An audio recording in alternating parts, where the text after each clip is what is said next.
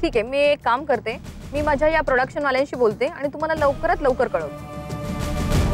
Madam scene ready आहे। जरा 2 मिनिटं थांब। तुझा शॉट रेडी आहे, एवढा उरकून घे आणि विचार कर आणि मला लवकर ते कळव। फोन करून कळवायला विसरू नको। हो हो नक्की। तुमच्या मोर मी हात जोडतो। मी काय गणपती आहे? माझ्या पोरी इथे असं येडं वाकडं बोलू नका रे बाबा। नाहीतर काय तू आम्हाला मारशील? अरे मारणारा म्या कोण?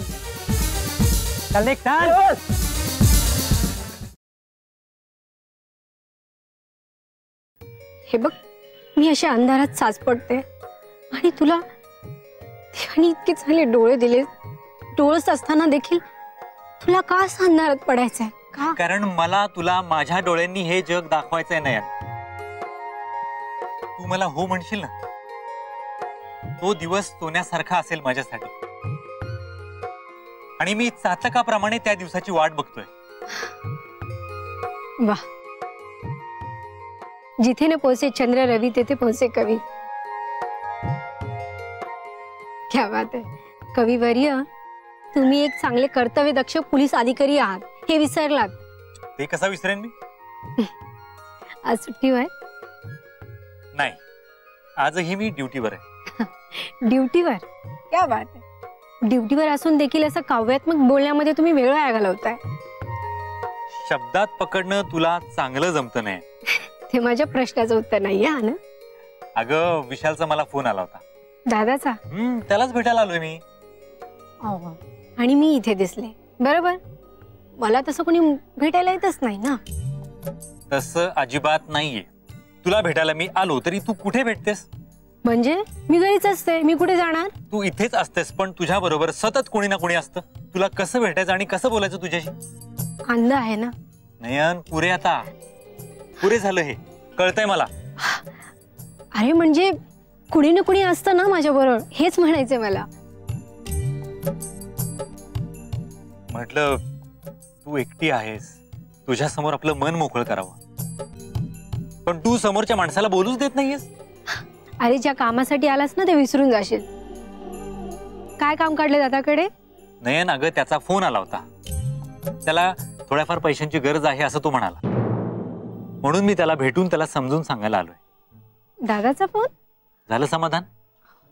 जाऊ त्याला भेटायला? हो।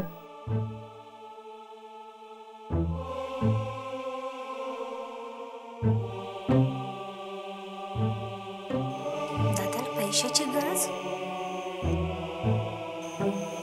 आणि त्याने आनंदला का फोन केला?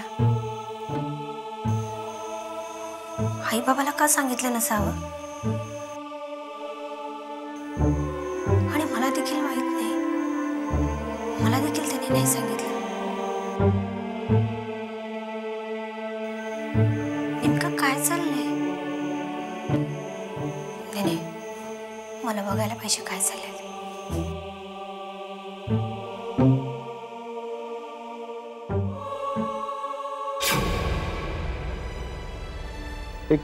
खूप मोठा प्रॉब्लेम झालाय. काय रे? काय एखाद्या ड्रंक अँड ड्राईव्हच्या केसमध्ये अडकलायस की काय? तुम्ही मला बोलू देणार आहात की मी ठेवू फोन? ऐकतो ऐकतो ऐकतो, बोल बोल. तसं काय आहे, मला पैशांची नितांत आवश्यकता आहे. मला माझ्या भवितव्यासाठी ते हवे आहेत. मी तशी एक महत्वाची कमिटमेंट करून ठेवली आहे आणि ती जर मी पूर्ण करू शकलो नाही ना तर भविष्यात माझं कधीही काही होऊ शकणार नाहीये. त्याच्यामुळे मला आता गरज आहे पैशांची. किती पैसे हवेत तुला? एक 40 लाख रुपये. एवढी मोठी रक्कम घरी माहिती आहे का? नाही, म्हणजे बाबांना मागितले होते मी, पण ते नाही म्हणाले. पण प्लीज तुम्ही मला द्या ना. म्हणजे काय की माझं काम झाल्याबरोबर लगेच मी तुम्हाला परत करेन. खरंच हो, माझ्या आयुष्याचा प्रश्न आहे, माझ्या भविष्याचा, माझ्या करिअरचा प्रश्न आहे. आणि माझं काम झालं की मी खरंच तुम्हाला परत करेल. मी खोटं बोलत नाही, मी फसवणार नाही. मी खरंच सांगतोय. द्याल ना तुम्ही? हे बघ विशाल, तुला स्पष्ट सांगू का, माझ्याकडे इतके पैसे आहेत आणि तुला ते द्यायला मला काहीही हरकत नाही. पण मी जर तुला पैसे दिले हे तुझ्या बाबांना कळलं तर ते आणखीन भडकतील. एक तर वहिनींनी मला ती केस त्या रमा कोरडेची घ्यायला सांगितली, त्यामुळे तुझे बाबा भडकले. त्यात मी तुला पैसे दिले हे त्यांना जर कळलं तर आगीत तेल ओतल्यासारखं होईल. तरी पण आमच्या पेशामध्ये असताना तुझ्या बाबांसारख्या वकिलाशी पंगा घेणं मला परवडणार नाही. हे बघ, एवढं सोडून बाकी काहीही बोल. हे नको, बस. ठेवला वाटतं फोन रागाने. जाऊ दे, थोडा वेळ राग धरेन, मग जाईन विसरून. पण भाऊसाहेबांशी वैर नको रे बाबा.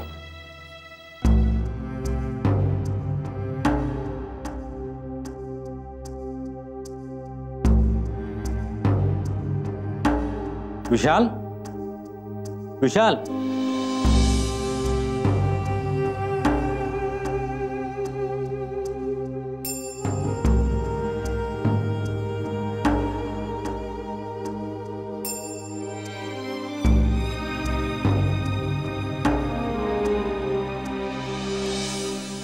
विशाल,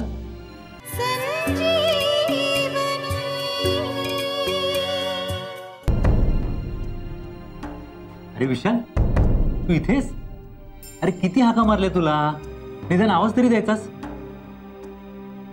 पैसे नाही आहेत म्हणालास ना, मग कशाला आलायस?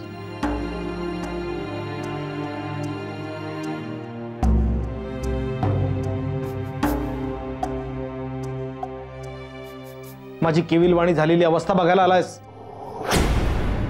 मला कोणाची गरज नाहीये. तू जा जा. तू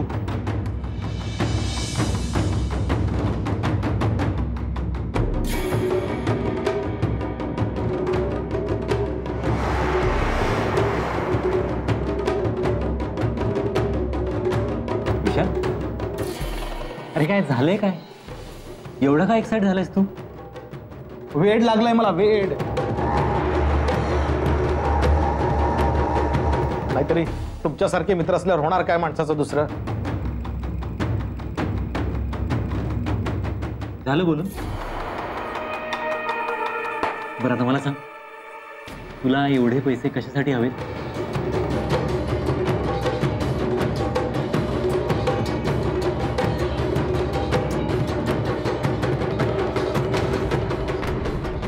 म्हणजे दस्तूर खुद्द इन्स्पेक्टर साहेब आज ड्युटीवर इथं आलेले दिसत आहेत चौकशी करायला.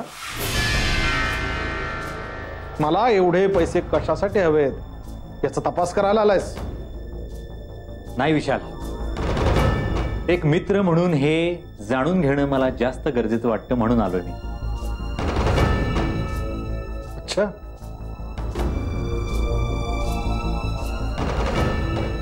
बैस मग सांगतो. बैस बैस.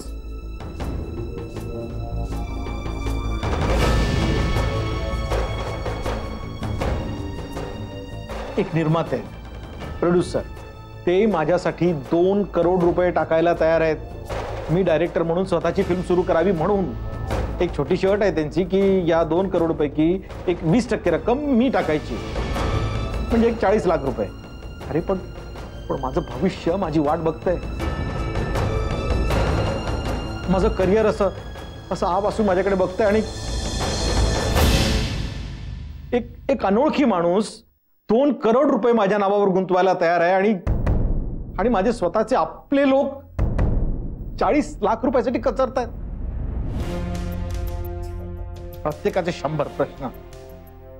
तू काय आणि माझ्या घरचे काय? प्रश्न विचारणार 1760 आणि आउटपुट 0. विशाल, प्लीज गैरसमज करून घेऊ नकोस. अरे 40 लाख आहेत ते. 40 लाख म्हणजे काय छोटी अमाऊंट वाटली तुला?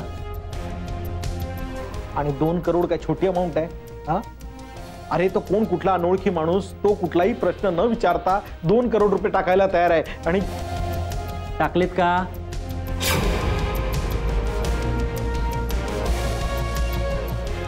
विशाल, बोलणं सोपं असतं पण कृती अवघड असते.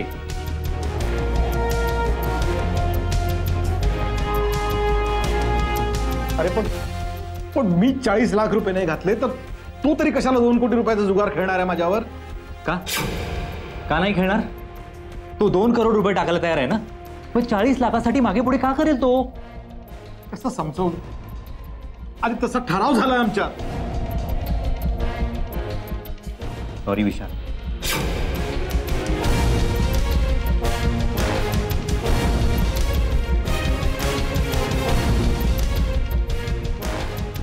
पण मला यात काहीतरी गडबड दिसते. अरे त्याला फिल्म बनवायची आहे, तो प्रोड्युसर आहे. बरं तू म्हणतोस त्याप्रमाणे त्याच्याकडे पैसेही आहेत, मग तो सुरुवातीला इन्व्हेस्टमेंट का करत नाहीये? त्याला करू देत ना.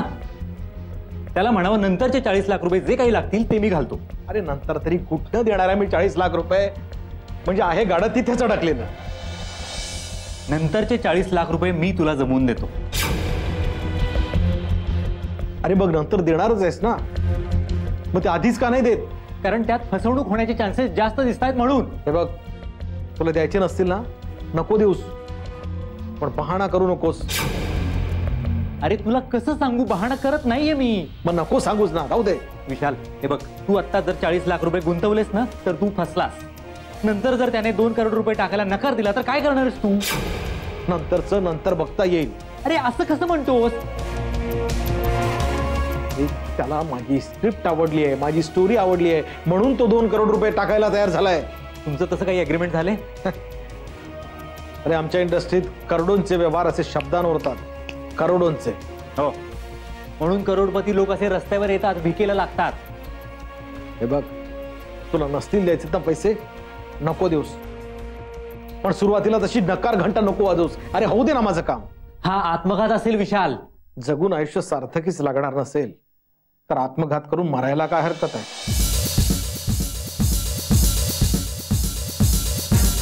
तू ऐकून घेण्याच्या मनस्थितीत नाहीयेस विशाल. मग ऐकवतोच कशाला? जाना बाबा जा.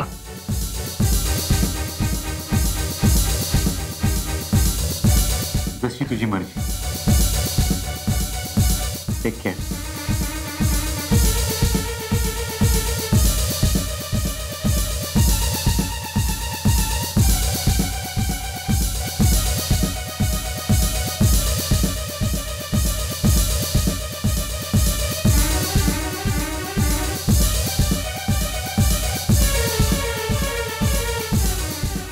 पैसे द्यायला कोणी तयार नाहीये. सल्ले मात्र सगळे आवर्जून देत आहेत.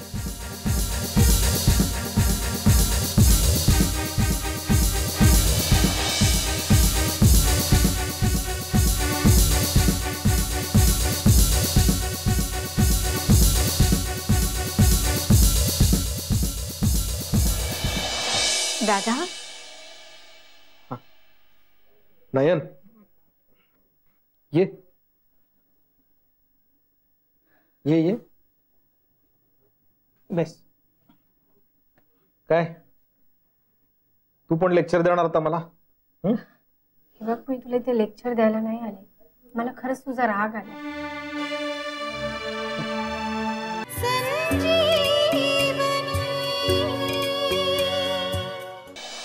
खरंच तुझा राग आला. म्हणजे एकूण एकच, मी कुणाचं ऐकत नाही म्हणून रागवणार असशील? नाही, तुला पैशाची गरज आहे ना. हा, पण ती गोष्ट तू मला एक वेळेस पण नाही सांगितलीस ना दादा. का रे? कारण मी तुम्हा कुणाच्याच कामाची नाहीये का? आंधळी आहे ना मी, अंध आहे ना. पण दादा, अरे माझा भाऊ अडकलाय असं अडचणीत आणि त्याची बहीण त्याला मदत नाही करू शकत का? मग ह्या भाऊ बहिणीच्या नात्याचा काय अर्थ आहे सांग ना. तसं नाही ग चिमणे, तसं नाहीये. तसं नाही तर मग कसं आहे दादा? खरं सांगतो तुला, मला खूप जास्त पैशांची गरज होती आणि तुला सांगून ती भागणार नव्हती. हे बघ, मला हे माहित नाही की तुला किती पैसे हवे, किती पैशाची गरज आहे तुला. ज्याप्रमाणे सेतू बांधण्यासाठी खारीने श्री रामचंद्राची मदत केली होती, तसा एक खारीचा वाटा समज. हे घे.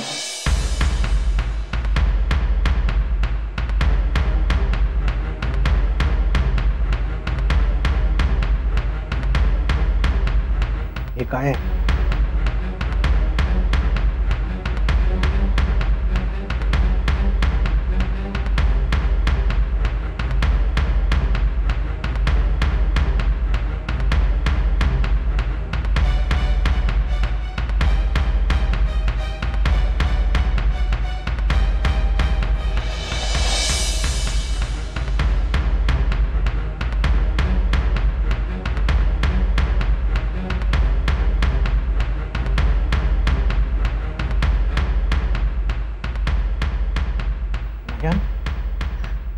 दादा, वाईट वाटून घेऊ नकोस.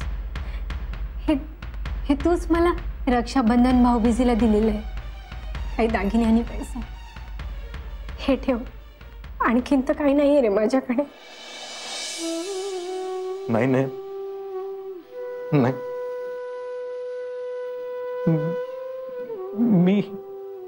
मी हे नाही घेऊ शकणार. अगं, मी हे घेतले ना तर आयुष्यभरासाठी मी स्वतःच्याच नजरेतून उतरून जाईल. असं नको म्हणूस.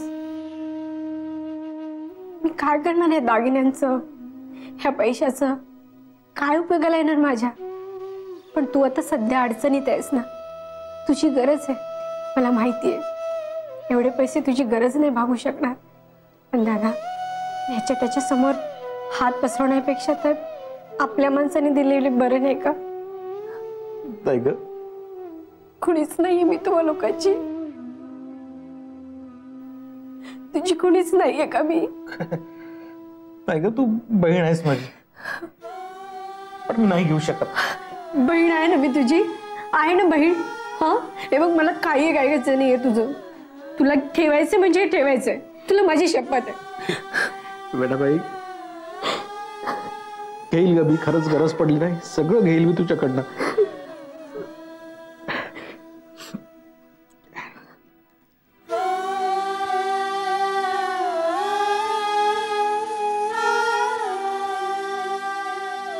पण एक काम कर, तुर्तास हे तुझ्याकडे ठेव, सांभाळून ठेव.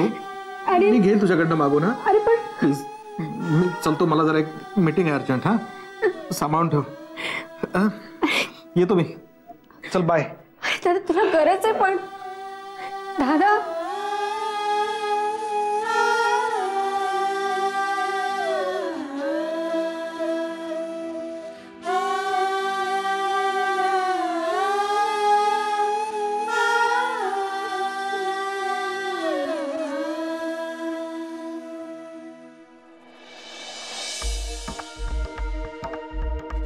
रमे, रमे,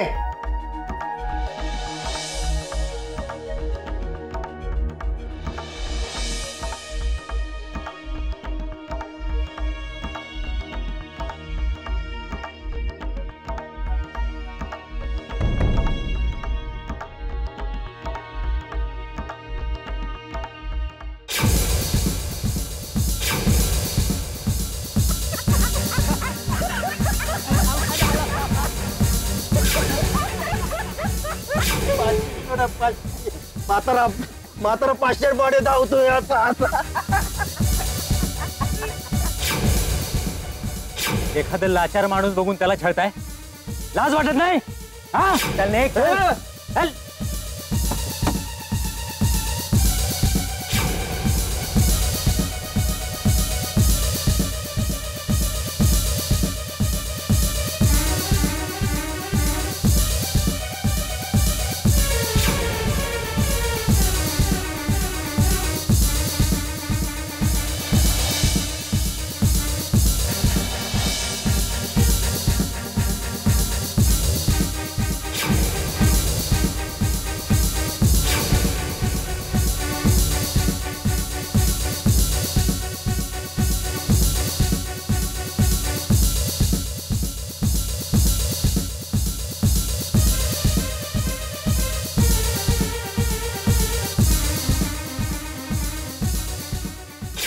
तुमच्यावर अत्याचार करणाऱ्या त्या नराधमांना शिक्षा करणं म्हणजे पुन्हा कधी ते लोक असा गुन्हा करायला धजावणार नाहीत आणि पुन्हा कधी कोणत्याही आपल्यावर अत्याचार होणार नाही, यासाठीच आम्ही तिघ जण झटतोय ग.